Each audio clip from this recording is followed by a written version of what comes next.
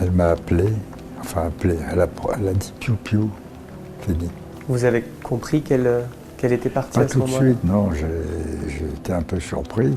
Comme je dormais à moitié, je me suis soulevé, et puis j'ai vu qu'elle respirait plus.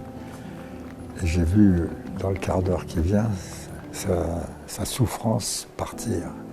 Elle est devenue magnifique, très curieux à voir.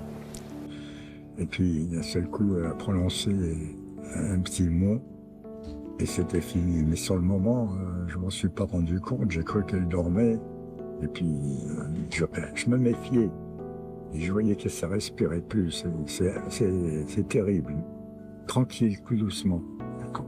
Et son visage, au bout d'un quart d'heure, a rajeuni.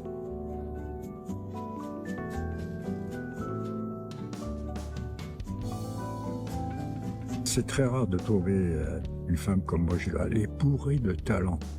Cinéma, chansons, littérature, danse, et beaucoup de cœur, beaucoup de sensibilité.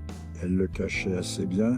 Elle prenait des colères terribles parce qu'elle était révoltée. Elle était dominée par une révolte quand même devant. C'est pour ça que elle se gênait pas de maltraiter par lettres, écrit les politiques. Quand j'ai connu Brigitte, elle allait dans un hôpital à Saint-Tropez qui n'existe plus aujourd'hui, qui est paradoxalement se trouvait en face du Biblos. Et les gens se barraient en face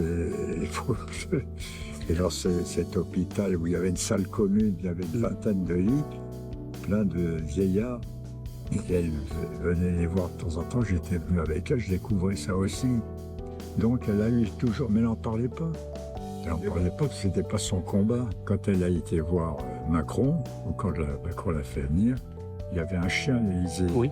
Le chien, pendant toute leur conversation, il y a des photos, la tête sur les genoux de Brigitte. Ça veut tout dire, ça. Elle souffrait, voilà. Et elle a souffert et elle en avait marre.